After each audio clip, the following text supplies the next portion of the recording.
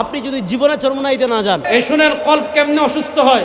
হাদিসে আসছে মানুষ যখন একটা গুনাহ করে, নুকিতাত ফি কলবিহি নুকতাতুন সাউদা, নুকিতাত ফি কলবিহি নুকতাতুন সাউদা, কলবে একটা কালো দাগ পড়ে, আবার গুনাহ করে, আবার কালো দাগ পড়ে, আবার গুনাহ করে, আবার কালো দাগ পড়ে। কলব যত কালো হয়, মানে মানুষ গুনাহ যত বেশি করে কলব তত ময়লা হয়। কলব যখন কুচকুচে কালো হয়ে যায় তখন আর নেকির কাজ ভালো লাগে না, খারাপ কাজে ভালো লাগে। এখন এই কলব স্বচ্ছ করবেন কেমনে? আসবেন হালকায় জিকিরে, হালকায় জিকিরে বসে যখন একবার জরব লাগাবেন লা ইলাহা ইল্লাল্লাহ, জোরে বলেন না, যখন একবার জরব লাগাবেন লা ইলাহা ইল্লাল্লাহ, জোরে বলেন না, যখন একবার জরব লাগাবেন লা ইলাহা ইল্লাল্লাহ। আমার নবী বলেন লিকুল্লি শাইইন সিকালা ওয়া সিকালাতুল কুলুবি যিকরুল্লাহ।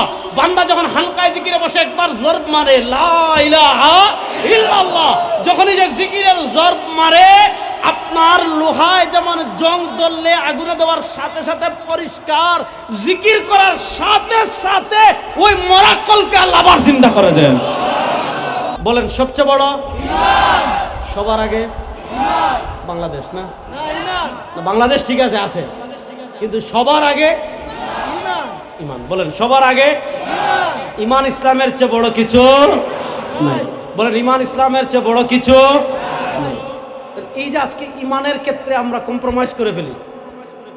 বিশ্বাস করেন, আপনি যদি জীবনে কোনো পীরের কাছে না যান, আপনি যদি জীবনে চরমনাইতে না যান, আপনি যদি জীবনে পৃথিবীর কোথাও না যান, আপনি যদি জীবনে পৃথিবীর কোনো পীরের কাছে না যান, আপনি যদি জীবনে কোনো মাজারে না যান, আপনি যদি জীবনে কোনো কবরে না যান, আপনি যদি জীবনে কারো কাছে না যান, সবার আগে বাংলাদেশ শুনছেন এত ওয়াজ করছি এতক্ষণ, সবার আগে ঈমান।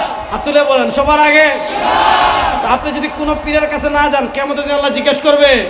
কিন্তু আপনি কোনো পীরকে যদি মনে করেন মহালৌকিক ক্ষমতার অধিকারী, ওই পীর সন্তান দিতে পারে, ওই পীর মনের আশা পূরণ করতে পারে, ওই পীর মন্দকে কল্যাণ করে দিতে পারে, অকল্যাণকে কল্যাণ করে দিতে পারে, মন্দকে ভালো করে দিতে পারে, কসম আল্লাহর, কোনো মুসলমান যদি এই আকীদা রাখে, তার আকীদার আবু জাহেলের আকীদায় কোনো পার্থক্য নেই, তার আকীদার মক্কার কাফেরদের আকীদায় কোনো পার্থক্য নেই। এজন্য শুনেন, আমরা পীরদের কাছে যাব আত্মশুদ্ধির জন্য। আচ্ছা বলেন তো, আমার চোখে কি কেন দিলাম ভাই? আমার চোখে প্রবলেম করে, দেখি দূর দেখা যায় না, চশমা খুললে দূর দেখা যায় না।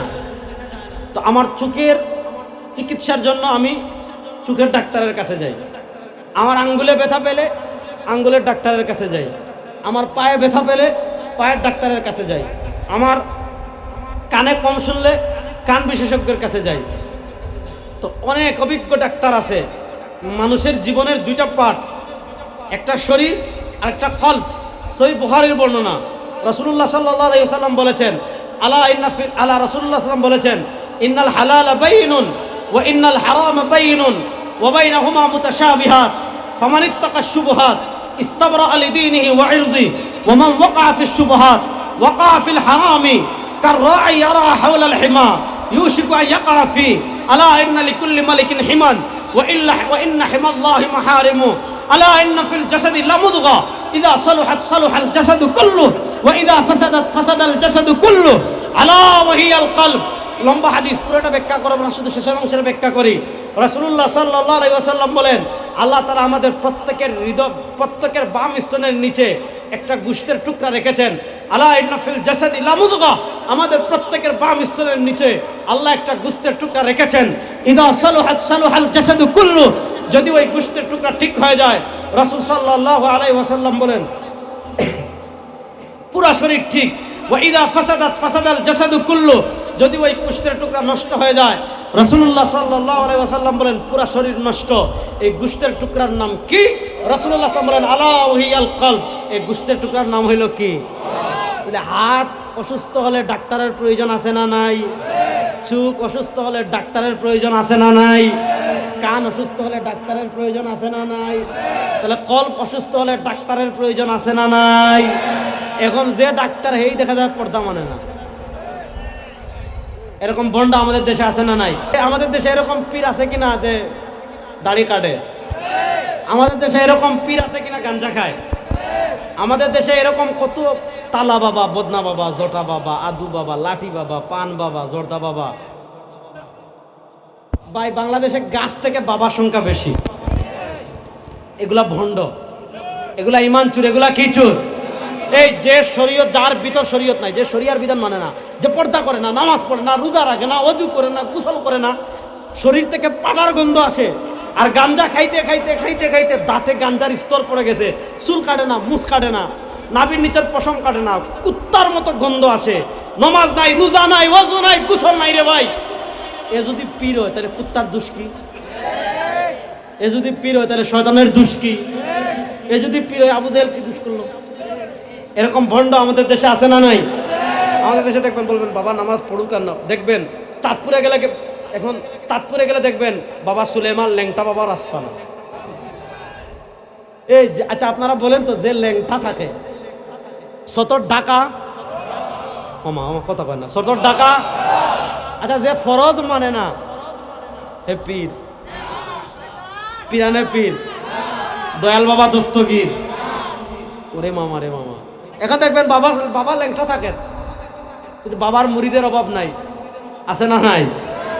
আমাদের দেশে একদল পীর এখন বেরিয়েছে, এরা গাঁজা খায় ডাইরেক্ট। দেখেন আমরা মাজার বিরোধী লোক না, ওলি আল্লাহর মাজার জিয়ারতের জায়গা, কিন্তু মাজারে যদি শরিয়া বিরোধী কোনো কাজ চলে, এগুলার প্রতিবাদ করার দরকার আছে না নাই? জোরে বলেন, এগুলার প্রতিবাদ করার দরকার আছে না নাই? আমি যে এই বিষয়টা বলতে চাইলাম, কল্প অসুস্থ হলে ডাক্তারের প্রয়োজন আছে না নাই? এই শুনেন, কল্প কেমনে অসুস্থ হয়। হাদিসে আসছে, মানুষ যখন একটা গুনাহ করে, নুকিতাত ফি কলবিহি নুকতাতুন সাউদা, নুকিতাত ফি কলবিহি নুকতাতুন সাউদা, কলবে একটা কালো দাগ পড়ে, আবার গুনাহ করে, আবার কালো দাগ পড়ে, আবার গুনাহ করে, আবার কালো দাগ পড়ে।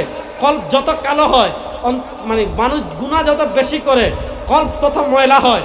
কল্প যখন কুচকুচে কালো হয়ে যায়, তখন আর নেকির কাজ ভালো লাগে না, খারাপ কাজে ভালো লাগে। এখন এই কল্প স্বচ্ছ করবেন কেমনে? আসবেন হালকায় জিকিরে, হালকায় জিকিরে বসে যখন একবার জরব লাগাবেন লা ইলাহা ইল্লাল্লাহ, জোরে বলেন না, যখন একবার জরব লাগাবেন লা ইলাহা ইল্লাল্লাহ, জোরে বলেন না, যখন একবার জরব লাগাবেন লা ইলাহা ইল্লাল্লাহ। আমার নবী বলেন লিকুল্লি শাইইন সিকালা ওয়া সিকালাতুল কুলুবি যিকরুল্লাহ। বান্দা যখন হালকায় জিকিরে বসে একবার জরব মারে লা ইলাহা ইল্লাল্লাহ, যখনই যে জিকিরের জরব মারে, আপনার লোহায় যেমন জং ধরলে আগুনে দেওয়ার সাথে সাথে পরিষ্কার, জিকির করার সাথে সাথে ওই মরা কলকে আল্লাহ আবার জিন্দা করে দেন। এখন আমাদের দেশে দেখা যায় পীরের নিজের ইসলাম নাই, ক্লিন শেপ, দুই পাশে দুই মহিলা দাঁড় করানো, এরপরে হইলো পিসাব, কালো চোখে চশমা পরে দিয়ে, এরকম ভণ্ড আমাদের দেশে আছে না নাই? এই যুবকরা বলেন, এই ধরনের ভণ্ড আমাদের দেশে আছে না নাই? এরা হলো ইমান চোর, এদের ব্যাপারে সতর্কতার প্রয়োজন আছে না নাই? এজন্য আমি আজকে যে কথা বলছি, আমি শেষের দিকে চলে আসছি। সবার আগে ভুলে গেছেন, সবার আগে ইমানের ক্ষেত্রে কোনো কম্প্রোমাইজ পৃথিবীর কারোর সাথে চলবে না। আপনি যদি মনে করেন আল্লাহর ছেলে আছে, আপনার ইমান নাই, আপনি যদি মনে করেন আল্লাহর সন্তান আছে, আপনার ইমান নাই, ঠিক তেমনি ভাবে আপনার কথা, কাজ, বিশ্বাস দ্বারা যদি আপনি প্রকাশ করেন যে আল্লাহর কোনো সমকক্ষ আছে, আপনারও ইমান থাকবে? বলেন, আপনারও ইমান থাকবে?